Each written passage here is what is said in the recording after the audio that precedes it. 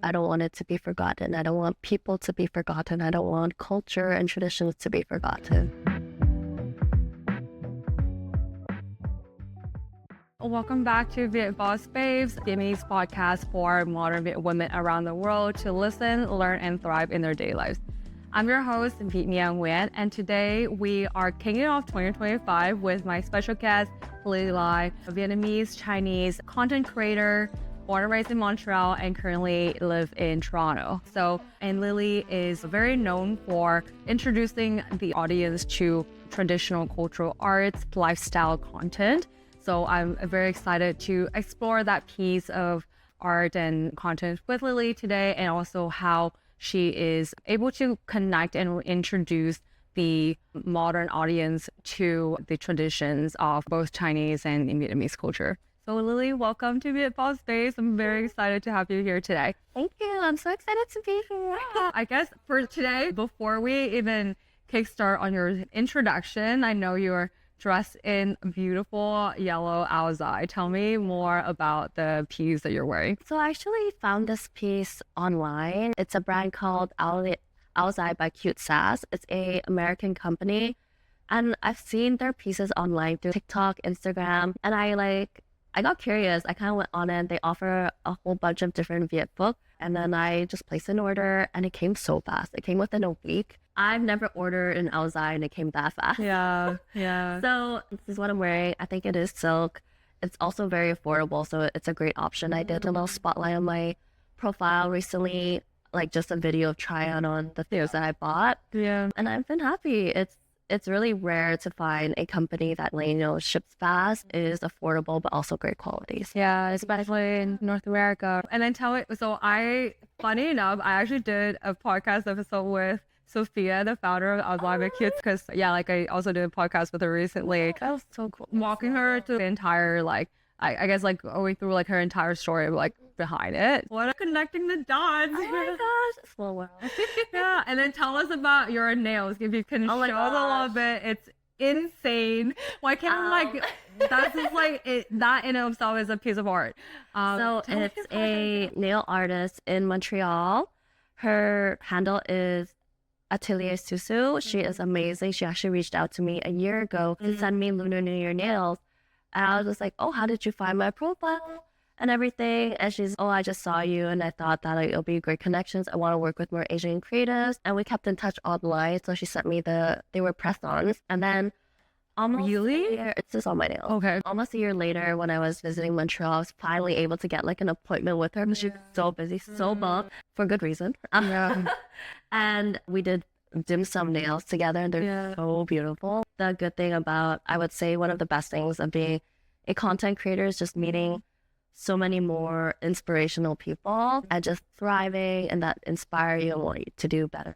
That's a crazy introduction. We haven't even gone into your story yet. So now, Lili, can you tell us a little bit about your story and just to get for the audience to get to know you a little bit better? Yeah, so I've actually been doing content for a long time. I also have an older sister who is a full-time content creator. So a lot of my older content was very much similar to her, since I always helped her shoot. And it's oh, I might as well be doing it since everything's already set up. The first time I went viral was for cooking eggs on a heart-shaped Le Creuset pan. And I got 10 million views on TikTok and Instagram, so that was crazy. The internet is so weird. I know. It's the most random things that go viral. The most random things, yeah. And then I started doing a lot of food content and a lot of cooking content. But again, it wasn't really something that resonated with me. It was what works, what was trendy. So I started creating content, I guess, for myself. It was just a one-time thing. I was going to recreate this Chinese hairstyle from the Tang Dynasty, and it blew up. I got 800,000 views on it. I think it's almost to 1 million now. And then just I started creating more content of that, and I just loved it. Also because you can see in my older content as well, where I would have a bit of traditional clothing here and there out there. I guess I never really had the confidence. It does help when you do get good reception or an audience or reach an audience that relates to it. I'm not saying that the content I create is because is to get approval or whatever from people, views, likes. But it does feel good knowing that there is someone interested in the same things that you're interested. Yeah, I've always loved traditional clothing. I was telling you, like, first time I went to Vietnam, I saw so many people just wearing outside casually. And I was just like, why can't I do that? I've always just worn it for special occasions like Lunar New Year. But I try to I want to break that sort of mindset of only saving things for special occasions. An expensive candle or like your childhood stickers and then never being able to use them because you've been saving it for a special time. I think like traditional clothing are so beautiful and just should be worn more daily and just like more everyday, more casually, especially like more modern versions. It makes it a bit easier as well. And it also just makes me relate to my identity a bit more. Growing up, I'm half Chinese, half Vietnamese, but growing up in Montreal, so I was like mostly English speaking, but then I'm also Asian. I was like one of the 3 Asian kids in my class, things like that. So I never felt like I was able to fully explore that because as like second generation immigrants, we want to assimilate, we don't want to be different. And I felt like my parents were similar in that too, where they're so busy trying to just survive that we weren't introduced to a lot of our culture as much. But there are small things. Like I was still enrolled in Chinese school. I would always watch TV with my dad, like TVB dramas, so that I keep up with my Chinese. And that's honestly when I was, so last Lunar New Year, I also wrote a piece with CBC talking about why I started this like whole recreating old Chinese hairstyles. When I really thought about my journey, I didn't know how like it all connected. So one of my most favorite Chinese dramas when I was younger was actually based in the Tang Dynasty as well. And I guess that's why I've always loved that sort of like hairstyle, that dynasty, that era. And it always popped up again and again. And I never really connected the dots until I wrote this piece with CBC. So it's crazy to see how things are so connected. The red string theory, how like things that are meant for you in your life will always be or like be given to you. And I truly believe that. I really feel like it's gone like full circle with everything in my life. Wow. Tell us, what is your red string? The red string theory is based on a folklore story, right? Where it's more on a romantic setting where like, you know, who you're meant to be with, you're connected with the red string. So there's a lot of people saying that they've met someone or they were in the background of someone's photo and then they met each other years down the line and now they're together. So it is seen more in like a romantic setting. But for me, I like to see the red string theory with a lot of things in my life. So whether it's with my content journey, my identity, or even with friends, like going back to the photo thing, one of my friends that I still talk to this day that I met in university, she was going through her photos from first year. So I only met her my last year. And she said she was like going to this cafe once and I'm in the background of that photo. Oh my God. And now we're like good friends and it's just, wow. It's meant to be. Exactly. Some people are meant to be in your lives and it manifests later on. And I truly believe that what's meant to be in your life will be there. I believe that there is a greater or bigger power out. And so with that, then what do you think is your red string from at least until where you are right now? I think everything is constantly changing and it's also what you want to make of it. For my content, honestly, it's been a roller coaster of a ride. I felt like I did get burnt out from it for a while during the summer and I was aimless with what I wanted to do with my content. I felt like I was just showing outfits and stuff. There was not really a lot of storytelling behind it and I wasn't really showing the reason why I wanted to do this until I started my event collective with my friend Aggie. So our event collective is called Pamplepuss and we do cultural and community events in Toronto. We've only done 3 events so far. We're planning to do more this year. But honestly, that gave me a new sense of motivation. Now that I have an audience, now that I'm cultivating a community, I want to give back to it. I realized the value of having an audience and I want to give back to the community and give space and make space for the community because growing up, I never really had that. growing up in Montreal, the Asian population is quite small compared to Toronto. And so I've never really had the opportunity to really explore my culture and do like activities. I only learned how to play mahjong like literally 2 years ago in Hong Kong. I was taught by my friend's family when I spent Lunar New Year with them in the village of Tingy. And now I throw mahjong events in Toronto. I teach people how to play. Wow. Even though I'm really bad, people think I'm like, because I teach, I know how to play very well, but that is a lie. I mostly teach beginners. And so we don't get to the point of counting points, which I still don't understand. Yeah, no, that one is really hard. I only play chicken. No, I'm starting to understand it a bit more. But yeah, so it's just been really fun, not only to provide the space for the community, but also for myself as healing my inner child. I follow your Pamplepuss handle and I saw Rise's life playlist. There's a good music, a Spotify playlist. It's called Rise's Life. I'm like, Yeah, the thing is with Aggie, she's Korean. yeah. And we also noticed that a lot of our culture, a lot of our traditions are very overlapping. And at the same time, I find it so beautiful that we have shared traditions. I understand that is the past and that is part of our history. But at the same time, I feel like we understand each other because our culture are so intertwined and simply connected. Yeah. So then we wanted to do Pamplepuss just to offer these sort of cultural experiences to people who may not have the opportunity to, or may not know that these spaces exist. Because I do know of a lot of groups or activities that do these things that are quite similar as us. We're nothing new. It's not like innovative, but it's very like gatekept by like language, clicky. So I just want to be able to offer that space without having any sort of like barriers, language barriers, anything. We welcome everyone and anyone, even those who aren't Asian, just to experience it. But yeah, it's giving me more motivation and kind of a sense of fulfillment, giving back to the community. And I didn't realize, like going back to red string theory, I didn't realize that like I've actually participated and worked with a lot of events in the past. So when I was growing up, I volunteered and was part of the organizing committee for the Japanese Cultural Center in Montreal and lived really close to it. But they also had a yearly matsuri, so like a summer festival, and I would volunteer it every single year since I was 14. And then I ended up being part of the committee working with them.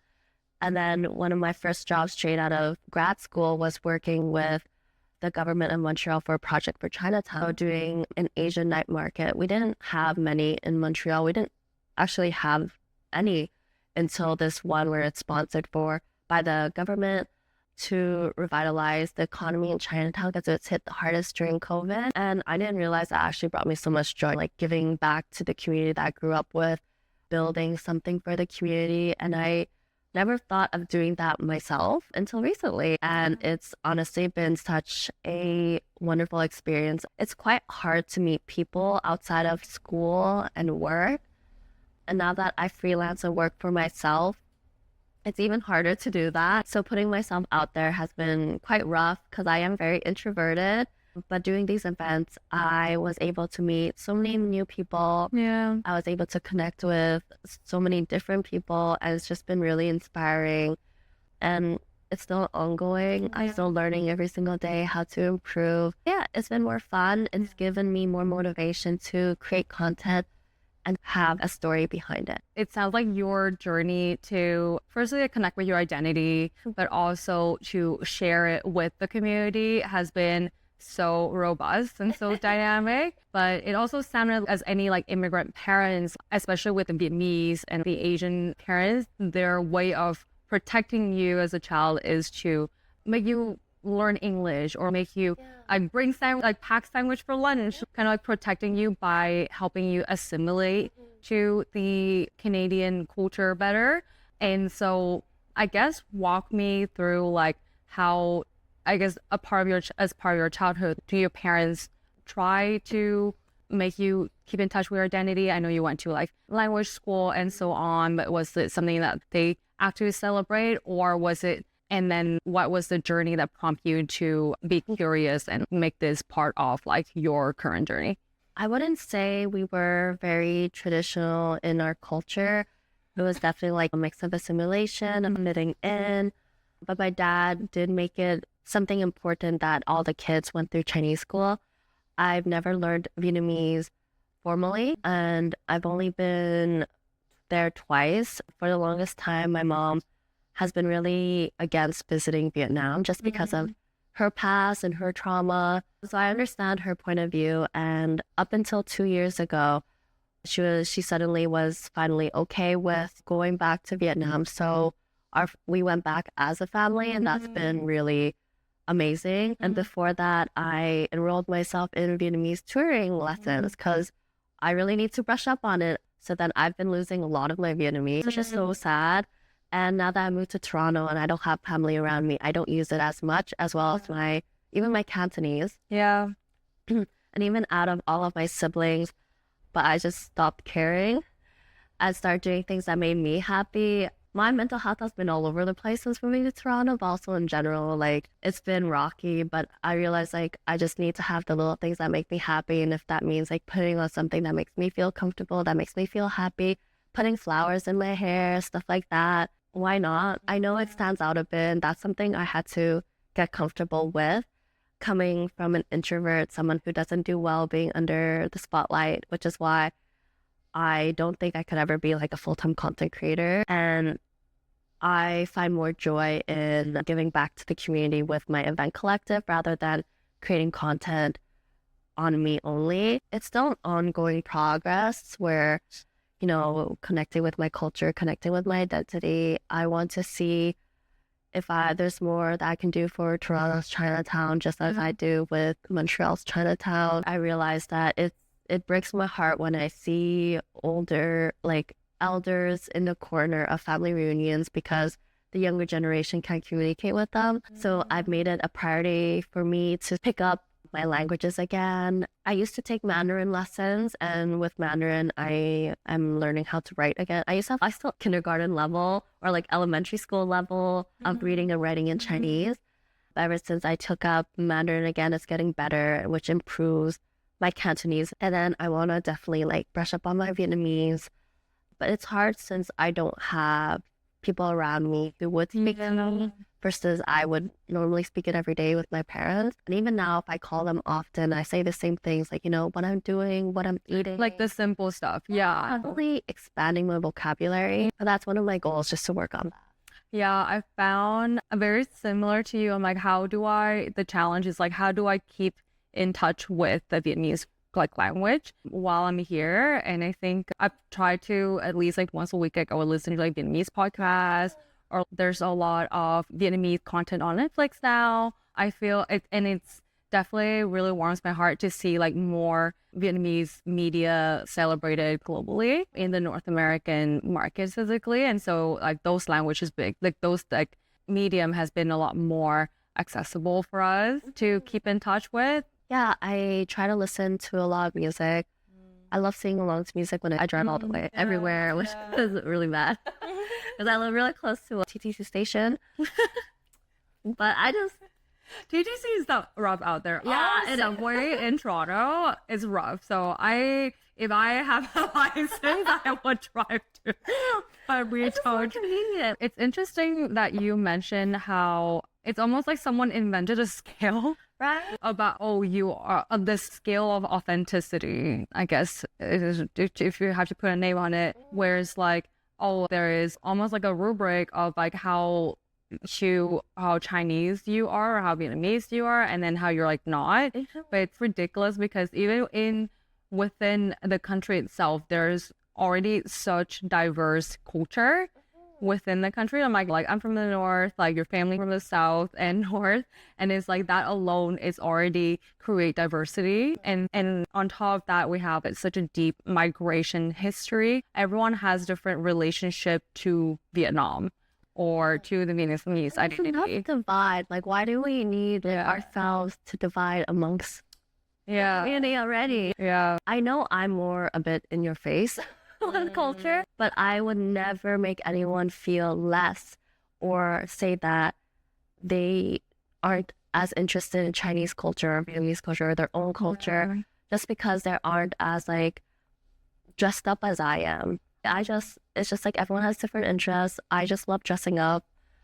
And just because the next person doesn't mean they don't appreciate their culture as much as I do. It's just because you don't want to show it publicly, it doesn't mean it doesn't matter to you. Yeah. Or it doesn't mean that you're not doing it in your own way. So I guess that goes to perfectly go to the next question I had, which is going back to how you are representing your and celebrating your cultures through content. How has your audience resonate or respond to your content, celebrating traditional aspects of your cultures through Chinese hairstyles or through wearing azai on the streets of Toronto or even in New York as well?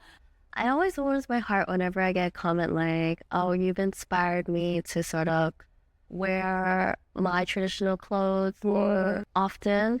People are also, another reason why I wanted to do community events or cultural events is because I've also had a lot of people tell me that they never have an occasion to wear things like this too. So why don't I create an opportunity for them, but also just like a space for people to celebrate their diversity, celebrate their culture, celebrate themselves. Or it reminds me why I started content or why I started making my Aozai, my hand food content. Just like people who watch me, I've been inspired by people who did it before me. Wearing this on the street, I get complimented by Vietnamese aunties. Yeah. Oh my gosh, it is such a lovely outside. Even they would ask me, like, is it a special occasion? I'll be like, no, I just want to wear it. Yeah. I went to a Vietnamese restaurant in Vaughan, and the owner came up to me and was like, I think it's so beautiful that the younger generation is like interested in this, but seeing more people wear it is, I don't know, just touching on the tradition and just there's a reason why it's a tradition. It's a reason why it's part of our history. And like making sure it's not forgotten. Exactly. Yeah. I think it's the same reason I think why it's important for me to touch up on my Asian languages. I don't want it to be forgotten. I don't want people to be forgotten. I don't want culture and traditions to be forgotten. Yeah, I really love that you touch on like how by wearing or normalizing wearing aozai or like talking about traditional Chinese hairstyles, you're making sure you're preserving the culture and the continuation of it. Because I think, and it's like such a beautiful thing that I feel like our generation specifically is doing a lot of that, like trying to make sure is our traditions, our food, our costumes are not forgotten and not discontinued by celebrating it in the quote unquote like modern ways that's like accessible for the current and adaptable to this current like era. Yeah. And it's lasted this long. I just want to continue that. Yeah. Living alone, I don't have my mom cooking food for me. And so it's also me learning new recipes, and learning to take care of myself the way that I was taken care of. And then it's just celebrating who we are, celebrating my identity in a way that brings fulfillment to me. And that might not feel the same or manifest itself the same way for you or someone else. Let's do a bit of sideway to Pamplepuss. Yeah. Pamplepuss. Okay. Because, you not only that you're doing this or celebrating your culture through content, but also through events. I know you saw rice balls events. That was super cute. And then there's like the Mahjong event as well. Tell me a little bit more about what is the ideas of it now that you've hosted like a couple of them already? It's definitely for the community. A lot of our events are free or pay what you can. So it's become a bit of a cost at us. So our goal for this year for us is to break even and starting to work with like brands or like studio spaces so that we can continue throwing these events. Like, we're not making money from it. So it's truly just a passion project for both of us. We both grew up in areas or just like environments that we didn't get to celebrate our culture as much. We were just honestly just two friends who want to give people like the space that we were given as kids growing up, and just like making sure we're celebrating our identity but also celebrating diversity. We understand that we're East Asian, but we would love to grow our team someday and be able to offer different types of events, different cultures, and just be a bit more well-rounded and more inclusive. We just honestly want to be a safe space. We want to be a creative space, a culture space, sort of just touching upon things that we think are missing in Toronto. Maybe one day we will be able to expand and throw events at different places as well. Yeah. But that's a lot of ambition for two people. So we're taking it day by day, slowly give back to the community that allowed me to have a platform, allowed me to have an audience. And that sort of has given me a new sense of motivation, a new sense of like fulfillment. As much as I love creating content that revolves around me, I'm not that comfortable being under the spotlight, and being able to shed some of that towards something else, to like something bigger, is something that has healed my relationship a bit with like social media and like content. Yeah. Can you share like memorable moments from the time that you've hosted these events? Yeah, we've only done about 3. Yeah. The first one was Mahjong in the park. We were very inspired by chess in the park, and we went to, what is that park? Trinity Bell. Yes. Trinity Bellwoods. It was during Ozfest, so we had a lot of people just stopping by because of our little setup and joining in our little Mahjong tables. We definitely did not expect to have over 100 people. We only have 4 Mahjong tables, okay? That is like, we could not have that many people. I was like, 16 people at a time. Yeah. We had treats from a local baker. We had free drinks. So that was a big hit. We were not ready. Yeah. Our next event was a rice picnic. In most Asian cultures, if not all, Rice is like... Yeah, we all eat rice. And it's just, we wanted to work with different vendors or different restaurants that would make type of meal or snack rice. We had Japanese onigiris. We had Vietnamese rice balls. We had a Thai baker that made like Thai dessert. And just like to tie it in very community based, we made the little picnic blanket to look like an onigiri too. Yeah. We wanted to have a piñata, but that did not work out. Our DIY did not work. And the park. And it would just be like childhood candy, but it did not dry on time. Oh, you made it yourself? Yeah, we made it ourselves. Like, when I tell you, this is like, we do everything ourselves, like just a 2-person team with like occasionally some We're of our really friends. taking it. Yeah, we are just doing it for the community, not anything for us. We're not making money. If anything, we're losing money. We put so much effort and so much thought behind the decor, the narrative behind it, because we don't just want to throw like any sort of event, because we could partner with a random bubble tea shop or a random restaurant and just be like, yeah, we're just hosting a dinner. We're hosting like a bubble tea meetup. We want to do something more than that, like makes us stand out why we're doing that. And it really is for the community. We want to benefit the community, and that's our priority. But we would like to break even this year. That is all we're Pretty nice.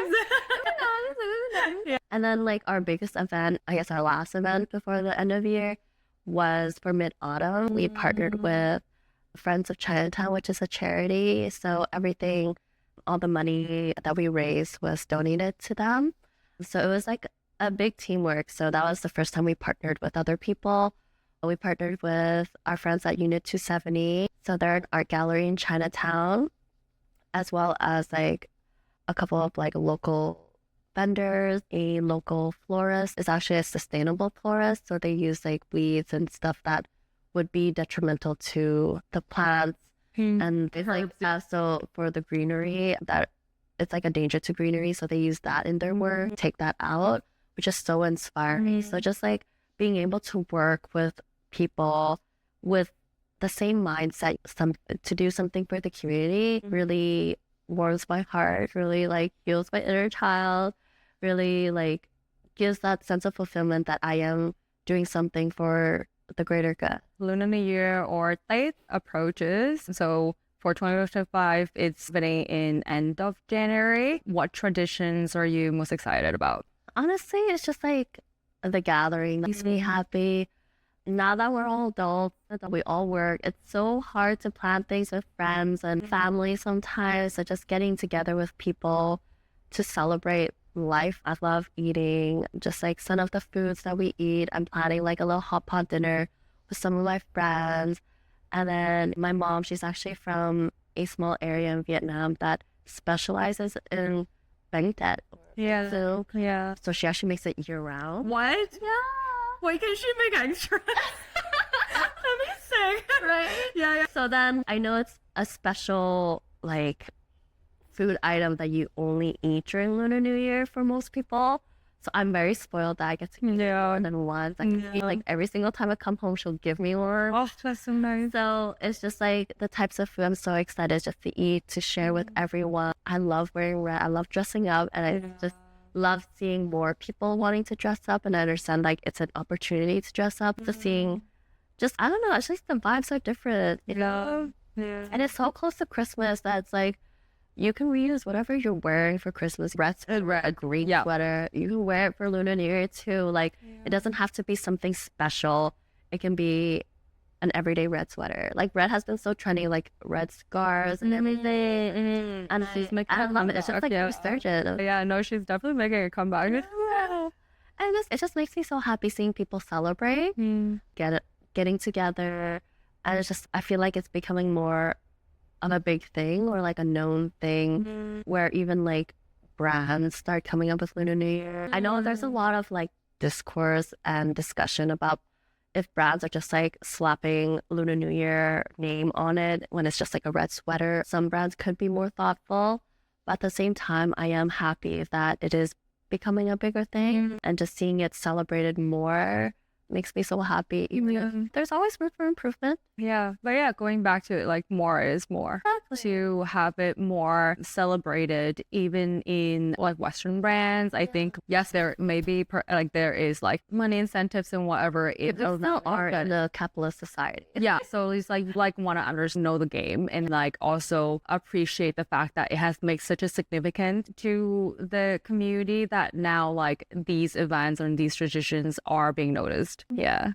It's just so like heartwarming seeing all this decor around here. Yeah. Like that one thing I love, I wish I could spend Chinese New Year, Lunar New Year dead in Vietnam or Hong Kong every year. That is like not possible, obviously, but being able to get a bit of that, because especially since I don't go back to Montreal for Lunar New Year much, because it's usually my biggest season, like I have a lot of events coming up. It's so nice to be able to celebrate it here in my new home, I guess. I haven't gotten to celebrate it at home, for almost like 9 years now. Yeah, last year I got to celebrate at home, so I went home for the entire February. And honestly, like those family times was so special to be able to be there, eat bánh chưng, and also like the rituals of praying to the ancestors. I think that's something that is, as I get older, I've appreciated more. I think as kids, like when they ask you to go to temples, and I'm like, I don't want to go to temples, and then but now like you understand why these rituals exist. It's to make sure like however busy you are and whatever life that you are living, it's like there is a common space, a shared space, and a shared time where you can reconnect. I think it's also like being able to celebrate Lunar New Year in ways that you haven't, because like in my family we just get together for a dinner, but I was able to spend Lunar New Year with my friend's family in Hong Kong 2 years ago. She's from a really small village in Hong Kong, so they celebrated like really intensely, like all 15 days.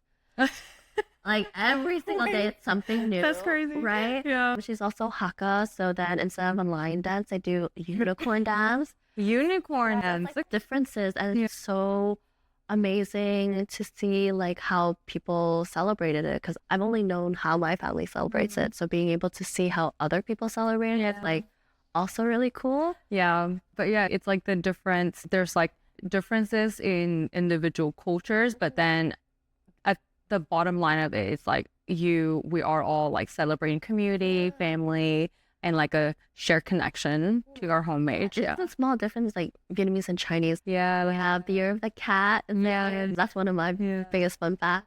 Yeah. There were people like, oh, I wish the cat was like a zodiac sign. I'm like, actually, it can be in certain cultures. Yeah, and it's so cute. Like I was also in Vietnam before Lunar New Year that year.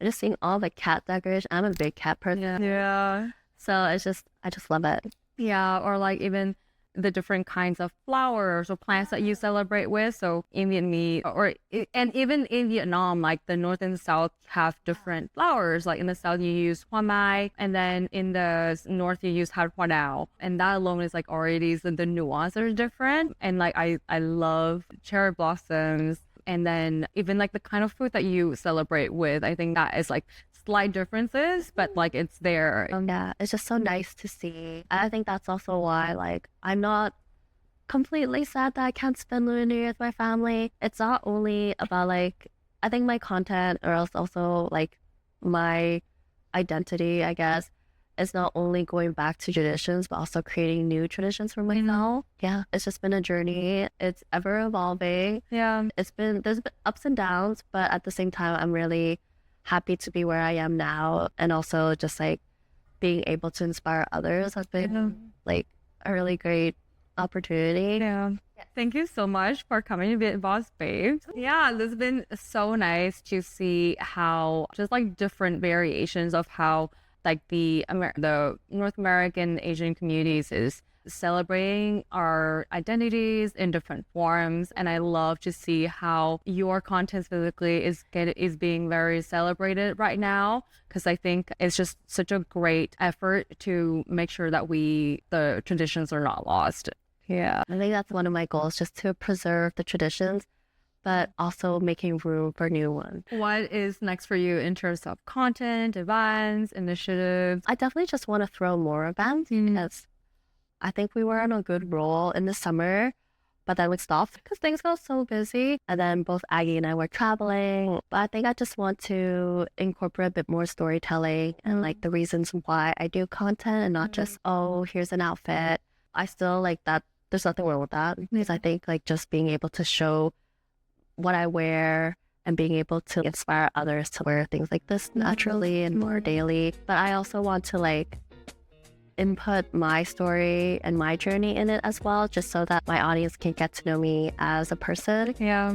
Awesome. Thank you so much, Lili, for coming to. Thank you so much for tuning in. If you are looking for Vietnamese subtitles, we will have that in YouTube. And yeah, so thank you for tuning in. See you soon. Bye.